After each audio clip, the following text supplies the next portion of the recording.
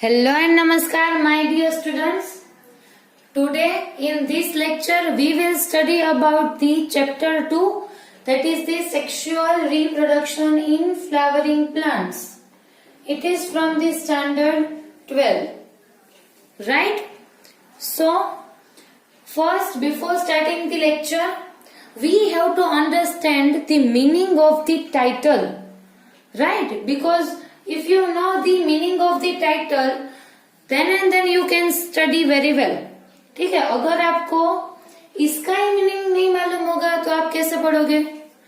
जैसे कि ये जो लिखा है, क्या लिखा है? बायोलॉजी.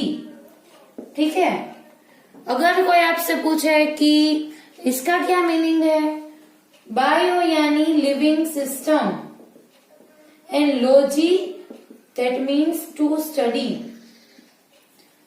ठीक है, ये इसमें नहीं आता, लेकिन मैं आपको बता रही हूं क्योंकि कोई भी चीज पढ़ने से पहले हमें उसका टाइटल का मतलब मालूम होना चाहिए. ठीक है, so today's our title is the sexual reproduction in flowering plants. So पहले तो सेक्सुअल रिप्रोडक्शन का क्या मतलब है आपको मालूम है. There are two types of reproduction. One is asexual and second is sexual reproduction.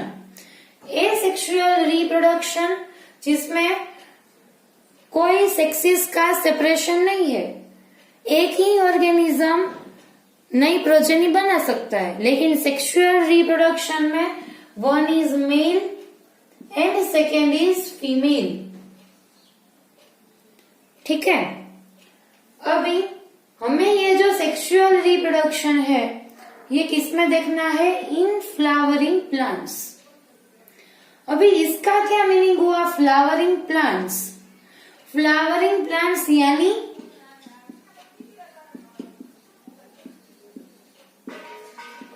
Angiosperms. ठीक है, एंजियोस्पर्म्स यानी फ्लावरिंग प्लांट्स.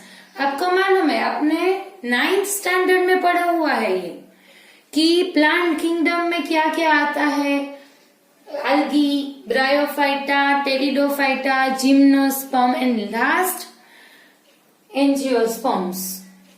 ठीक है, ये मॉडर्न प्लांट्स है एंजियोस्पर्म्स और उसमें फ्लावर्स दिखे गए हैं. एंजियोस्पर्म्स में फ्लावर प्रोड्यूस होते हैं. जो रिप्रोडक्टिव यूनिट है फ्लावर. ठीक है, इसीलिए फ्लावरिंग प्लांट्स यानी angiosperms.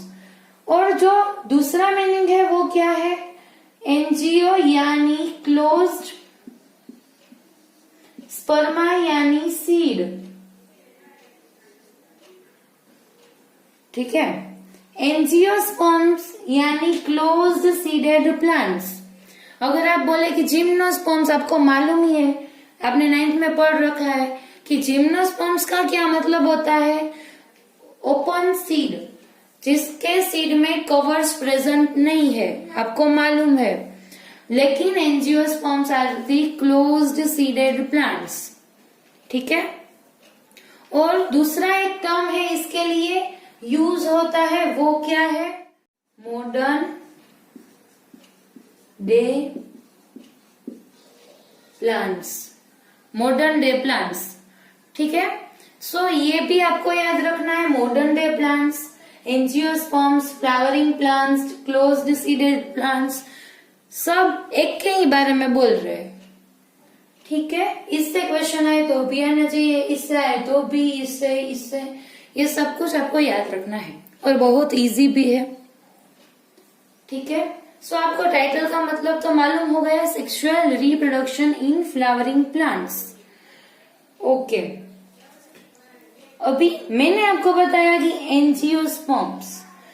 So there are some characteristics of the angiosperms. कि चलो एंजियोस्पर्म की क्या कैरेक्टरिस्टिक्स हैं, कभी आपसे पूछ ले तो आपको आना चाहिए. और भी कई सारे प्लांट्स हैं, सेप्रोफाइटिक प्लांट्स, पैरासाइटिक प्लांट्स, लेकिन जो एंजियोस्पर्म्स है वो टिपिकल प्लांट है. राइट, उसमें क्या होता है? एंजियोस्पर्म में well defined shoot system present है ना। वेल डिफाइंड शूट सिस्टम, इसका क्या मीनिंग हुआ कि चलो ये मैंने शूट बनाया तो इसमें ऐसे नोड्स प्रेजेंट होते हैं, ठीक है। नोड्स के ऊपर यहाँ पे फ्लावर प्रोड्यूस होता है और फ्रूट भी प्रोड्यूस होते हैं, ठीक है, क्योंकि फ्लावर में से ही फ्रूट बनेंगे। देन इंटरनोड्स आर देयर, सो ये जो यहाँ पे लीव्स निकलते हैं, ऐसा जो well defined shoot system angiosperms में देखा गया है। दूसरी जो कैरेक्टरिस्टिक है वो वेल डिफाइंड रूट सिस्टम, ठीक है। रूट भी कैसे है, प्राइमरी रूट, सेकेंडरी रूट और कई में फिब्रस रूट्स देखे गए हैं और किस किस में, और कई में टेप रूट सिस्टम भी प्रेजेंट है। आपको मालूम है ना कि किस में टेप रूट सिस्टम होती है, किस में फिब्रस रूट सिस्टम देखी गई है, ठीक है। वो सब कुछ तो आपने पहले से पढ़ते आ रहे हो। अच्छा, सो ये जो सारी कैरेक्टरिस्टिक्स है वो टिपिकल एंजियोस्पर्म्स में देखी गई है। अभी हमें बात करनी है सेक्सुअल रिप्रोडक्शन की, ठीक है। So in the sexual reproduction flower is the main reproductive structure in the angiosperms. क्या मैंने बोला कि सेक्सुअल रिप्रोडक्शन में जो फ्लावर है, ये रिप्रोडक्शन का सारी जो प्रोसेस है ये फ्लावर में होती है। अगर हम देखें तो स्कूल्स में मैथ्स वाले टीचर मैथ्स पढ़ाते हैं, बायो वाली मैम बायो पढ़ाती है, फिजिक्स वाले सर वो पढ़ाते। ऐसे ही इसमें क्या है, जो फ्लावर है वो किसका काम करेगा, रिप्रोडक्शन का। ये रिप्रोडक्टिव यूनिट है टिपिकल एंजियोस्पर्म्स में, ठीक है बेटा। अभी इसमें कोई भी डाउट नहीं, ये प्राइमरी इंफॉर्मेशन है। ये अगर आपका क्लियर हो तो ही हम आगे पढ़ सकते हैं, ठीक है। और एक बात मैं आपको बता दूं कि एसेक्सुअल रिप्रोडक्शन जो है वो भी प्लांट्स में पाए जाते हैं कि वो एसेक्सुअली भी रिप्रोड्यूस करते हैं। इसकी भी मेथड है जो आपने 10th में पढ़ी है, that is one is vegetative propagation, पढ़ी है ना आपने 10th में। और ऑल्सो स्पोर फॉर्मेशन जो लोअर प्लांट्स है उसमें, ठीक है। तो ये तो अभी हमें नहीं पढ़नी है, हमें अभी क्या पढ़ना है, सेक्सुअल रिप्रोडक्शन। अभी हम जो पढ़ेंगे वो क्या है, स्ट्रक्चर ऑफ फ्लावर, ठीक है। Because the main reproductive unit जो है वो है कलरफुल फ्लावर, इसीलिए हमें इसके स्ट्रक्चर भी पढ़ना होगा कि इसमें ऐसा तो क्या है कि ये सेक्सुअल रिप्रोडक्शन में इन्वॉल्व है, ठीक है। और ये बहुत सा इजी और इम्पोर्टेंट भी है, वेरी वेरी इजी। सो अगर हम इसकी बात करें तो ये जो कलरफुल पोर्शन रहता है, किसी में येलो, किसी में ऑरेंज, किसी में रेड, पिंक, सो ये जो है ये क्या है, पेटल्स, पंखुड़िया जो डिफरेंट डिफरेंट कलर की होती है, ठीक है। सो ये तो आपको मालूम है कि ये क्या है, पेटल्स। लेकिन अभी हमें थोड़ा ऐसे साइंटिफिक टर्म का अभ्यास करना पड़ेगा। सो इसके लिए जो टर्म यूज होता है वो क्या होता है बच्चों, कोरोला। आपने पढ़ा है 11th में कि corolla, whorls of petal is known as the corolla. ये जो सारी पेटल मिलके जो स्ट्रक्चर बनाती है, another term used for this, that is corolla, ठीक है। सो ये जो सारी है वो क्या है, कोरोला। अभी ये वाला स्ट्रक्चर देखो, ये क्या है, सेपल्स। सेपल्स यानी ये जो ग्रीन लीफी स्ट्रक्चर प्रेजेंट है, अगर आप देखो तो जब फ्लावर बर्ड वाली पोजीशन में होगा तो ये सेपल्स ऐसी बड़ी होके फ्लावर को कवर करके रखेगी, अगर आपने देखा हो तो ये जो सेपल्स है तभी जब फ्लावर इमेच्योर कंडीशन में होता है तभी फ्लावर को प्रोटेक्शन प्रोवाइड करती है। ये आपने देखा होगा छोटे छोटे से जो लीफ लाइक स्ट्रक्चर प्रेजेंट होते हैं उसको क्या बोलते हैं, सेपल्स, ठीक है, अभी ये क्या करेगा, सपोर्ट प्रोवाइड करेगा। ओके, अभी जो इसके बीच वाला जो ये पोर्शन है ऐसा, ये क्या है, फीमेल रिप्रोडक्टिव स्ट्रक्चर का जो पार्ट है उसे हम बोलते हैं पिस्टिल। दूसरा कौन सा टर्म है इसके लिए, वेरी गुड, कार्पेल। ठीक है, और एक वर्ड है गाइनिशियम। ठीक है, सो ये जो सारे टर्म्स है, पिस्टिल, कार्पेल, गाइनिशियम, ये आपको याद रखना है। ठीक है, और ये वाला जो है, ये दो स्ट्रक्चर, इसे क्या बोलते हैं, स्टेमेन। ये है male reproductive structure, that is stamen. Okay, और इसके लिए भी एक वर्ड है, दैट इज एंड्रोशियम। ठीक है, ऐसा ही पढ़ना है तो आप पूरा का पूरा चैप्टर आसानी से कर लोगे। ठीक है, कोई दिक्कत नहीं आएगी, ये गारंटी मेरी। ठीक है, ये जो कलरफुल है पार्ट्स उसे पेटल बोलते हैं, कोरोला। अच्छा, और एक टर्म सबको दिया ऐसा साइंटिफिक टर्म, तो इसे भी दे देते हैं, ये क्या है, कैलिक्स। सेपल्स के लिए कैलिक्स। ठीक है, पेटल्स के लिए जो टर्म है that is corolla. Then pistil वाला जो पोर्शन है उसके लिए कार्पेल भी बोलते हैं, और gynoecium. Then the male reproductive structure that is the stamen और androecium. Then this green leafy portion that is sepals, और you can say calyx. So calyx, corolla, endoecium, gynoecium. ठीक है, इतना आपको पहले बेसिक मालूम होना चाहिए। अभी हम क्या करेंगे कि पिस्टिल और स्टेमेन के स्ट्रक्चर के बारे में डिटेल में पढ़ेंगे।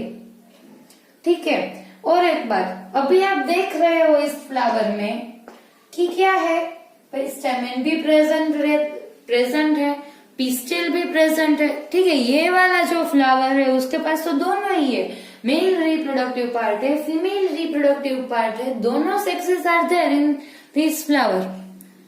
सो ये जो फ्लावर है उसे हम क्या बोलते हैं, बाइसेक्सुअल फ्लावर। ठीक है, हमने अभी पहले वाले चैप्टर में भी किया। इसके लिए और भी कई सारे टर्म्स यूज होते हैं, अगर आपको याद नहीं है तो आप पहले चैप्टर का वीडियो भी देख सकते हो। ठीक है, सो इस तरीके के जो फ्लावर रहते हैं जिसमें पिस्टिल भी प्रेजेंट है, स्टेमेन भी प्रेजेंट है, तो उसे क्या बोलते हैं, बाइसेक्सुअल फ्लावर।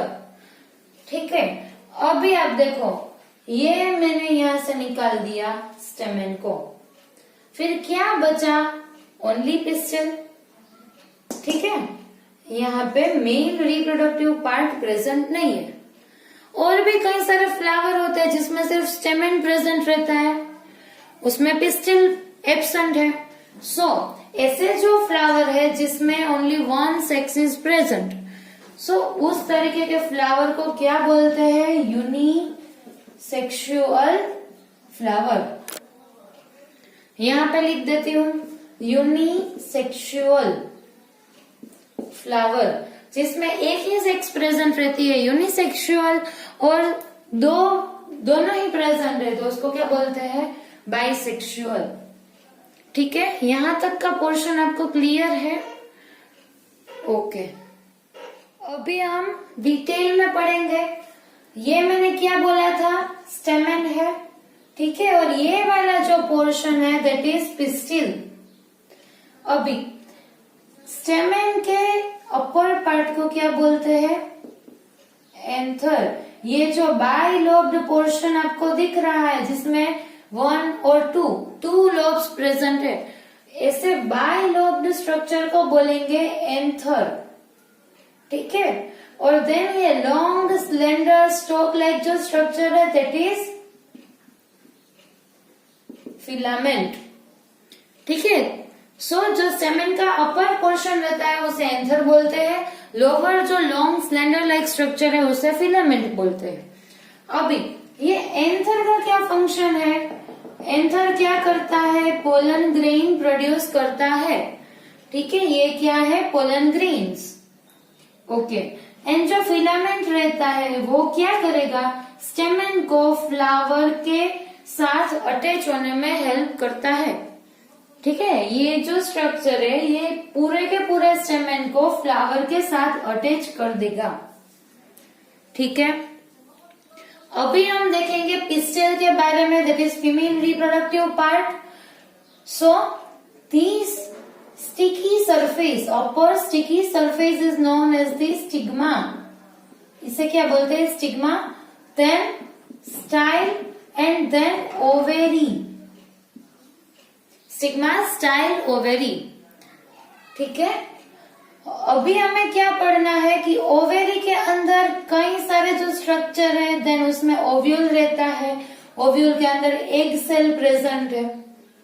बेसिक तो आपको मालूम ही है कि यहाँ से पोलन ग्रेन आएगी और स्टिग्मा से अटैच हो जाएगी, देन यहाँ से पोलन ट्यूब फॉर्म होगी।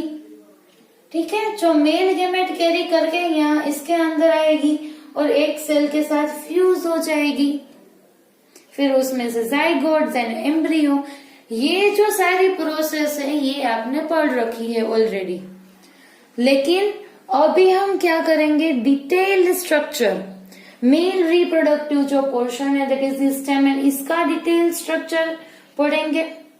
देन फीमेल रिप्रोडक्टिव, ये जो पिस्टिल है स्ट्रक्चर, उसके बारे में भी डिटेल में पढ़ेंगे इन दिस चैप्टर। ठीक है, सो आपको एंथर के बारे में भी मालूम होगा कि चलो इसमें कैसे कैसे स्ट्रक्चर प्रेजेंट है, how they can produce the pollen grains, how pollen grains will work. Okay, so इसके बारे में अभी हमें पढ़ना है। ओके, ठीक है बेटा, अभी हम क्या बढ़ेंगे। चलो बेटा, अभी हम क्या पढ़ेंगे? Structure of the स्टेमन। ठीक है, मैंने अभी आपको बताया कि स्टेमन दो पोर्शन से बना हुआ होता है, एंथर एंड सेकेंड इज फिलामेंटो। ठीक है, लेकिन जो ये एंथर है वो क्या करेगा? पोलन ग्रेन प्रोड्यूस करने में हेल्प करता है। ठीक है, पोलन ग्रेन प्रोड्यूस होती है एंथर से, and the pollen grain has male gametes. ठीक है, पोलन ग्रेन आगे जाके क्या बनाएगी? Male gametes. ठीक है, हमें क्या पढ़ना है अभी कि मेल गैमेट्स कैसे प्रोड्यूस होते हैं, एंथर का स्ट्रक्चर कैसे बना होता है कि ये पोलन ग्रेन प्रोड्यूस करती है। ठीक है, उसके स्ट्रक्चर में ऐसा तो क्या है कि वो पोलन ग्रेन प्रोड्यूस कर सकती है। ठीक है, सो अभी हम क्या पढ़ेंगे? The structure of the anther. Okay, anther is bilobed structure. You can see here that it is one lobe and here is the another lobe. You can see that here the two lobed structure present, that is anther. So the anther is the bilobed structure. उसमें दो lobe आप clearly देख सकते हो। ठीक है, ये one lobe, ये सेकेंड लोब। उसमें कोई डाउट है कि anther is a bilobed structure. Very simple कि टू लोब दिए गए हैं। ओके, नाउ अभी हम क्या करेंगे? जूम करते जाएंगे। ठीक है, पहले हम बाहर से देखते हैं कि चलो ये एंजियोस्पर्म है। अभी उसके हम रिप्रोडक्टिव यूनिट के बारे में पढ़ा कि फ्लावर है। चलो अभी उसमें भी आगे जाके देखते हैं कि क्या है। तो हमने देखा कि पिस्टिल और स्टेमन है। अभी हमने पहला टर्म किसका लिया? स्टेमन का लिया। ठीक है, तो स्टेमन में देखा कि anther and filaments are there. अभी हम क्या करते हैं कि एंथर जो है वो पोलन ग्रेन्स प्रोड्यूस कर रहा है। So it is very interesting to know that how the anther produces pollen grain, right. इसीलिए हमने क्या किया? अभी एंथर के स्ट्रक्चर के बारे में पढ़ रहे हैं। It is very very interesting. Okay, so जो एंथर है हमें अभी क्या पता चला कि वो दो लोब से बना हुआ है, इसीलिए उसको बाइलोब्ड स्ट्रक्चर बोलते हैं। अभी उसके एक के बाद एक लोब में देखेंगे कि क्या उसके अंदर क्या प्रेजेंट है। ठीक है, सो ईच लोब हैज 2 थिका। अभी एक ही लोब के बारे में पढ़ते हैं, ठीक है, कि ये दोनों में से किसी एक लोब को देखे तो उसमें क्या दिखेगा, 2 theca are there. That means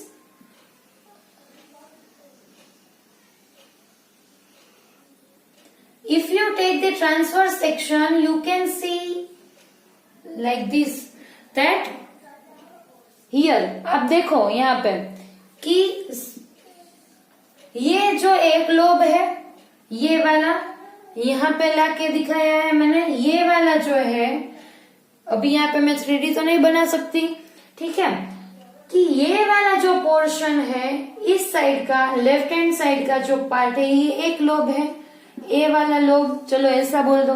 ये जो है वो बी वाला लोब है, इसमें मैं दिखा देती हूँ ए और बी। जो ये ए वाला लोब है उसमें आपको क्या दिख रहा है, ये 1 थिका एंड इट इज 2nd थिका। आया समझ में? टोटल आप काउंट करो तो इसमें भी 2 थिका प्रेजेंट है। टोटल कितने थिका हो गए, 4 थिका। लेकिन अगर हम एक ही लोब की बात करें, ईच लोब यानी ए वाले लोब की बात करो तो भी चलेगा। अगर किसी को ऐसा है कि बी वाले लोब की बात करो तो भी कोई दिक्कत नहीं। दोनों ही लोब में आप देख सकते हो कि ईच लोब हैज 2 थिकास, 1 2। अगर बी की बात करो तो 1 2। ठीक है, समझ में आ रहा है इतना कि anther is bilobed and each lobe has 2 थिका। अभी तो हमने स्टार्ट किया है, ठीक है, कि ईच लोब हैज 2 थिकास। इतना तो समझ में आ गया। और एक बात बता दूं कि at the time of maturity, जैसे जैसे एंथर मेच्योर होने लगता है, ये दोनों थिका मर्ज हो जाएगी, दोनों थिका, ठीक है, दोनों ही लोब में। समझ में आया कि at the time of maturity 2 theca will fuse with each other and form a single theca. Okay, अभी तो मैच्योर नहीं हुआ इसीलिए अभी हम इसे सेपरेट दिखा रहे हैं। यहां तक का क्लियर हो रहा है आपको? ठीक है, इसीलिए तो एंथर को क्या बोलते हैं, डाइथेसियस, क्योंकि उसमें 2 थिकास प्रेजेंट है। Each lobe has 2 thecas, so it is called as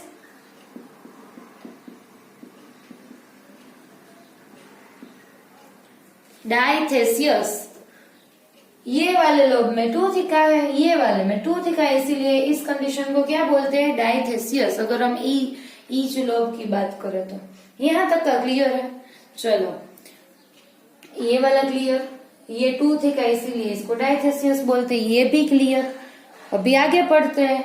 each थिका हैज 1 माइक्रोस्पोरेंजिया। अभी ये कौन नया आ गया, माइक्रोस्पोरेंजिया, अभी पढ़ लेते हैं। चलो, ईच थिका हैज 1 माइक्रोस्पोरेंजिया। अभी ये लोब की बात करें तो इसके पास 2 थिका है। इस थिका के अंदर ऐसा जो स्ट्रक्चर एक प्रेजेंट रहता है जो माइक्रोस्पोर फॉर्म कर सकता है। ठीक है, क्या फॉर्म कर सकता है, माइक्रोस्पोर। ऐसे स्ट्रक्चर को क्या बोलते हैं, माइक्रोस्पोरेंजिया। समझ में आया? ये 1 थिका, ये 2nd थिका। अभी एक ही थिका को हम ले और उसको जूम करें तो इसमें हमें क्या दिखेगा, एक यहाँ पे ऐसा स्ट्रक्चर प्रेजेंट रहता है जो माइक्रोस्पोर फॉर्म कर सकता है। ठीक है, माइक्रोस्पोर क्या है वो मैं अभी आपको बताती हूँ कि माइक्रोस्पोर जो है वो फर्दर क्या करेगा, पोलन ग्रेन बनाएगा। और हमें यही देखना है कि कैसे पोलन ग्रेन फॉर्म हो रही है। ठीक है, ईच थिका हैज 1 माइक्रोस्पोरेंजिया। ये वाला जो लोब है उसमें 2 थिका प्रेजेंट है। अगर हम ये वाली थिका को जूम करके देखें तो उसमें ऐसा स्ट्रक्चर प्रेजेंट है जो माइक्रोस्पोर्स फॉर्म कर सकता है। उस स्ट्रक्चर को क्या बोलते हैं, माइक्रोस्पोरेंजिया। ठीक है, और ये जो माइक्रोस्पोर प्रोड्यूस हुए वो फर्दर आगे जाके क्या बनाएंगे, पोलन ग्रेन्स बना देंगे। समझ में आया? ठीक है, अभी मैं आपको बताती हूँ कि ये कंप्लीट एंथर का जो स्ट्रक्चर है ये वाला, उसमें हाउ मेनी माइक्रोस्पोरेंजिया प्रेजेंट, बताओ चलो कि एंथर का जो स्ट्रक्चर है बाइलोब्ड स्ट्रक्चर, उसमें कितनी माइक्रोस्पोरेंजिया होगी पूरे के पूरा कंप्लीट स्ट्रक्चर में। आप इजीली बता सकते हो कि चलो भाई एक लोब में 2 थीका है, यानी 2 microsporangia, because each theca has 1 microsporangia. ये वाली थीका में 1 माइक्रोस्पोरेंजिया, इसमें 1 माइक्रोस्पोरेंजिया, अभी ये वाला भी तो लेना पड़ेगा ना, क्योंकि हम कंप्लीट एंथर की बात कर रहे हैं। फिर यहाँ पे 1 माइक्रोस्पोरेंजिया, यहाँ पे 1 माइक्रोस्पोरेंजिया, टोटल कितने हुए, 4 माइक्रोस्पोरेंजिया। ठीक है, सो जो एक एंथर होता है उसमें 4 माइक्रोस्पोरेंजिया प्रेजेंट रहती है, यानी ये सारी जो माइक्रोस्पोरेंजिया है वो मिलके क्या बनाएगी, माइक्रोस्पोर्स बना लेगी। ठीक है, और ये माइक्रोस्पोर्स फर्दर डेवलप होके क्या बनाएंगे, पोलन ग्रेन्स बना लेंगे।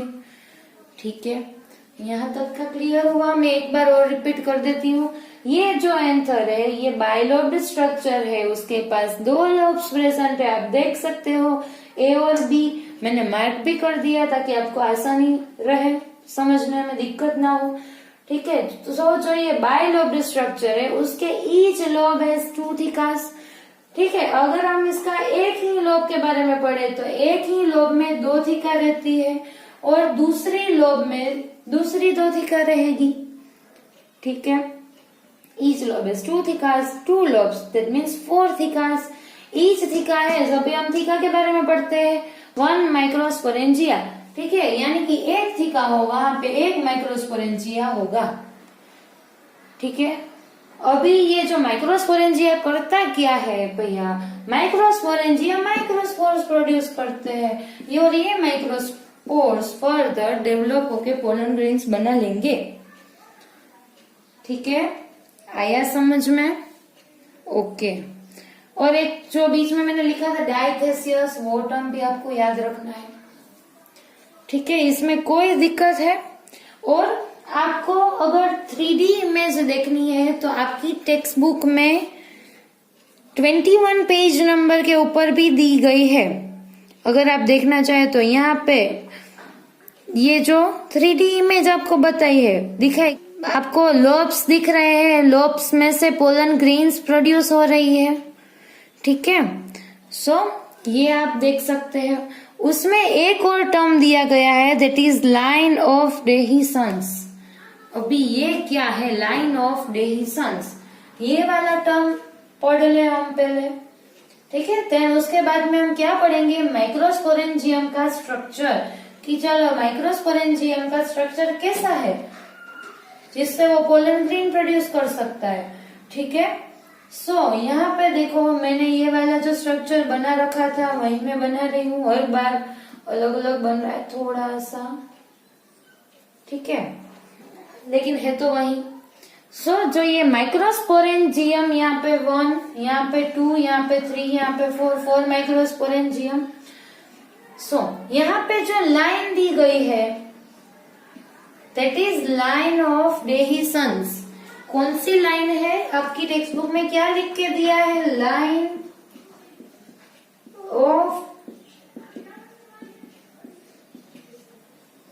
लाइन ऑफ डेहिसंस दिया गया है, इसमें यहाँ पे दिया है। ठीक है, चलो।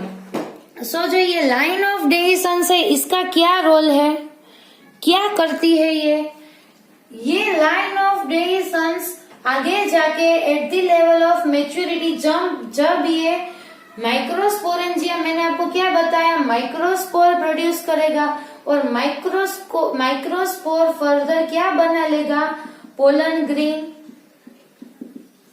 ठीक है, जब ये पोलन ग्रेन फॉर्म हो जाते हैं उसके बाद क्या होगा, at the time of maturity it will break. This line of dehiscence will break and यहाँ से पोलन ग्रेन रिलीज हो जाएगी, दोनों साइड दी गई है,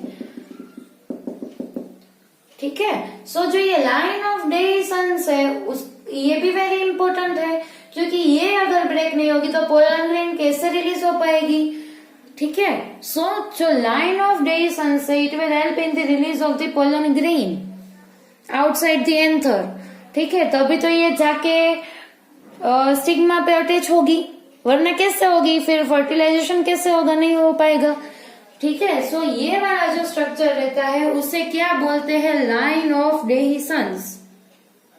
आया आप समझ में, ये बहुत ही इजी है, ओके। सो मैंने आपको यहां तक पढ़ाया, ओके।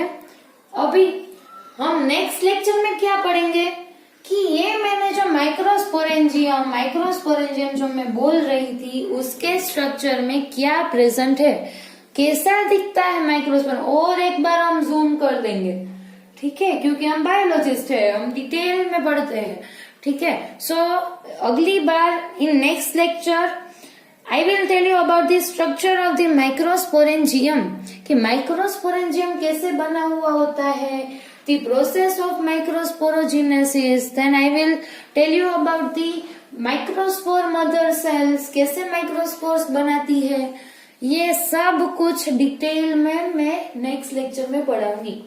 सो आज के लेक्चर में मैंने आपको बताया कि the characteristics of the angiosperms, then मैंने आपको बताया कि फ्लावर का स्ट्रक्चर कैसे बनता है, वो उसके डिफरेंट पार्ट्स क्या है फ्लावर के, वो मैंने आपको बताया। देन हमने फिर आगे जाके फिर से जूम किया तो हमने क्या देखा कि पिस्टिल और स्टेमन है। देन मैंने आपको बताया कि स्टेमन के पार्ट्स है anther and filament, anther is bilobed, ठीक है। Then the each lobe is 2 theca and each thica is 1 microsporangium। फिर हमने लाइन ऑफ डेhiscence के बारे में पढ़ा, ठीक है। सो बच्चों, अगर आपको कोई भी क्वेरी है इसमें और कोई भी ऐसी टर्म है या लाइन है जो आपको नहीं समझ में आ रही है, ठीक है, तो आप मुझे कमेंट बॉक्स में कमेंट करके भी पूछ सकते हो कि मैम इसका क्या मीनिंग है, I will give you the answer, okay. और अगर आपको ये वीडियो अच्छा लगता है then don't forget to like, share and subscribe, ठीक है। अगर आपको ये अच्छा लगता है तो लाइक करना तो बनता है, ठीक है। So thank you so much बच्चों for watching this video, thank you.